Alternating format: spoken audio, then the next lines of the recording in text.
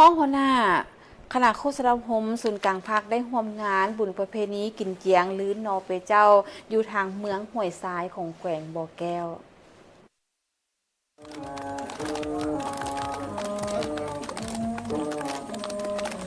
ท่านลาวเปาส่งนวงไซของหัวหน้าคณะโฆษณาวงศูนย์กลางภาคต่างหน้าคณะน้ำจากศูนย์กลางเป็นเกียรติเข้าร่วมงานบุญกินเจียง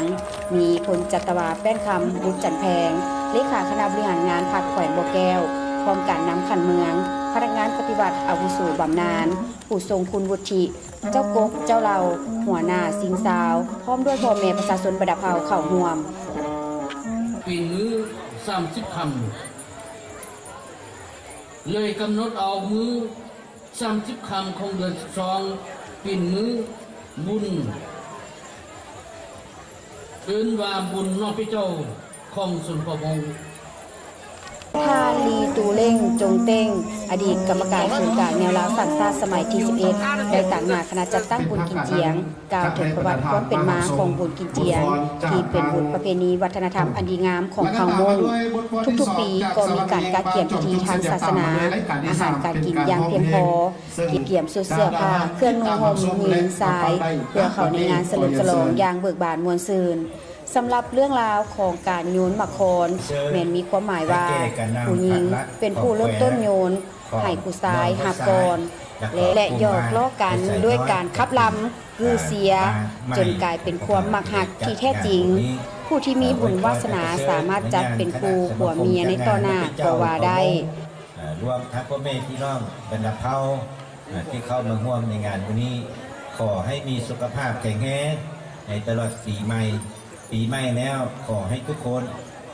ได้มีความเบิกบานมดชื่นตัวเราชิมวัดอาชีการรู้ยังต้องยังหัวเจ๊เจ๊เดินศูนย์การพักเดินสภาแห่งชาติเดินรัฐบาลเทียบต่างหน้าของคณะโฆษณาองค์ศูนย์การพักตัวก่อนที่เราลุยงเราได้จะเหนียดสีเป็นที่นั่งจามองสุรศัตรูจะปอดจะเยินจะเมียจะสีจะตีเราเมียที่จะกือจะตู้chế cho chị cho sáng lên kia sáng giờ tan cho nên sẽ đầu cho lên thừa tù tan cho thực sự sẵn có sẽ đầu chỉ kiến là cái nhau dùng từ bước chậm chia mà nó nơi mà cái gì ในโอกาสนี้ทานลาวประทรงนวงไสได้กล่าวแสดงความสมเสยต่อผลงานที่คณะจัดงานบุญครั้งนี้ได้มีการเต้าโฮมความสามัคคีบรรดาสิงสาวห่วมแหงห่วมใจนอเปเจ้าได้ดี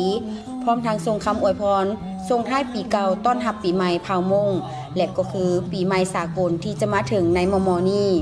อีกด้านหนึ่งงานบุญกินเจียงปีนี้ก็จัดขึ้นในบรรยากาศทั่วภาคทั่วรัฐทั่วกำลังป้องกันชาติป้องกันความสงบปวงส่วนลาวทางชาติมีการเฉลิมฉลองวันสถาปนาสาธารณรัฐประชาธิปไตยประชาชนลาวครบรอบ50 ปีวันเกิดประธานไกรสอนพรหมวิหารครบรอบ105 ปีผู้นำที่แสนเคารพรักนักปฏิวัติที่ยิ่งใหญ่ของชาติลาวสำหรับงานบุญกินเจียงของชนเผ่ามงอยู่เมืองห้วยทรายแขวงบัวแก้วปีนี้เริ่มต้นด้วยบรรยากาศต้อนรับเป็นขบวนฟดฟื้นผสมผสานเสียงเพลงบทฟ้อนโนเปเจ้า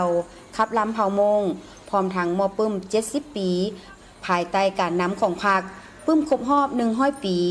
เนื่องในโอกาสเฉลิมฉลองวันเกิดประธานคำไต่4,000 ดอนให้การนำแขวงบัวแก้ว